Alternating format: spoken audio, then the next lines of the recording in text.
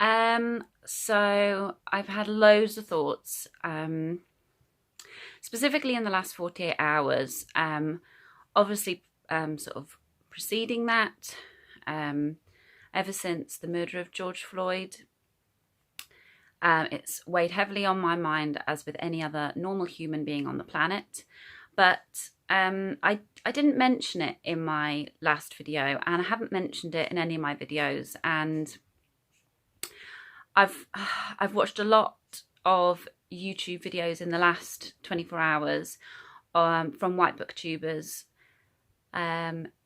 sort of questioning their voice in this and the best way to respond and use the platforms they have in a way that is positive. And I think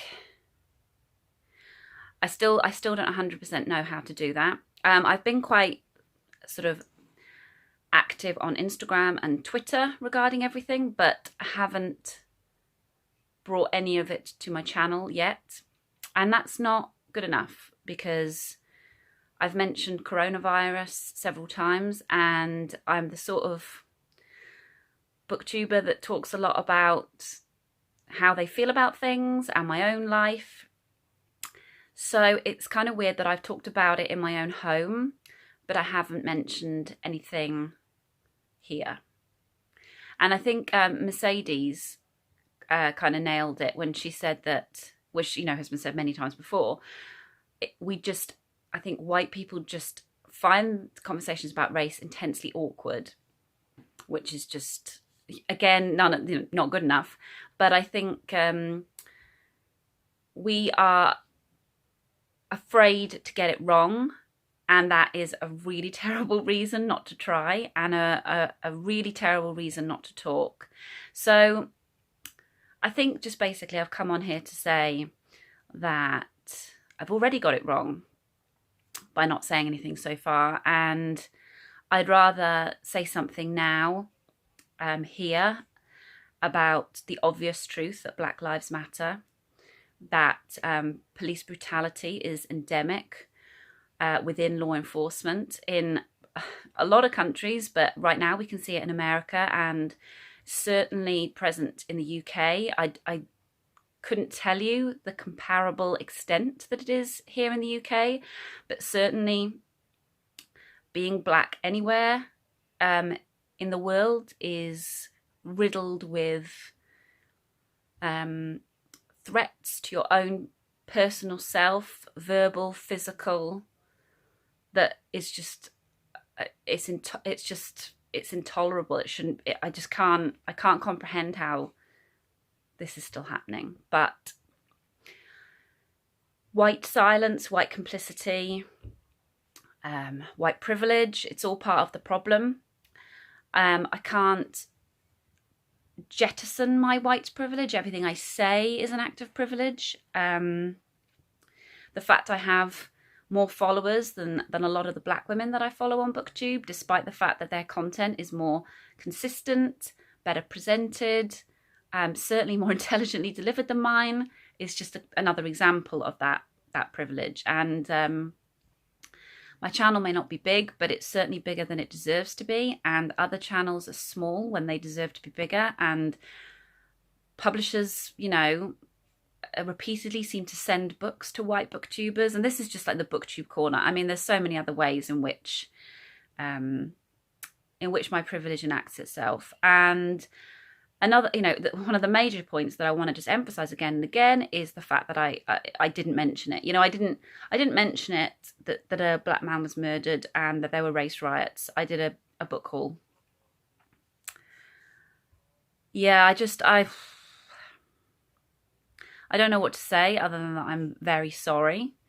And I've tried to sort of dance this line between providing relief during a world that is quite frightening, and also addressing issues in an intelligent way. And I just don't feel either that my voice is, but basically nothing I say about race issues has Sorry, I'm filming this during lunchtime in the house, and so there's lots going on. Nothing I say about race-related issues is something that I have thought of in my own head and verbalized with my own intelligence at all. All of it has come from other people's hard work. So when we talk about virtue signaling, I didn't come up with that, and I didn't even know to look for it until somebody told me. When we talk about privilege, I didn't come up with that, and I certainly still need a lot of lessons about how to look out for that. Similarly, anything else, ableism, trans rights, all of those things I have failed on so many times, continue to fail on ableism, constantly use ableist language. None of these things were things that I managed to think of myself, despite thinking of myself as a good human being. They're all things that somebody that was oppressed by the way that I behave and that able-bodied, cisgendered white people behave, people who have been impacted by that behaviour, they have had to do that work. And all that we've had to do is listen, and I'm still not doing it right. But there is also room, aside from listening, to talk, and that's why I'm filming this very short video. I don't want to take up space from the marginalised voices that rightly need their space to talk right now, but I just want to sort of fall down clearly and passionately on the side of Black Lives Matter. And I urge you to do the same. I'm trying to collate a list of Black booktubers that I watch, and I've done a little bit of that on Instagram, but I'm finding it hard to just get the time at the minute with the dog has just destroyed the bedroom.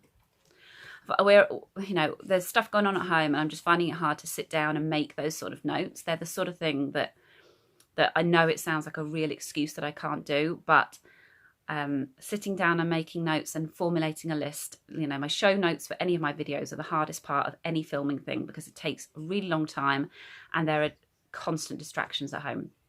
So I will work hard to get a list of my own, but there's plenty of lists out there.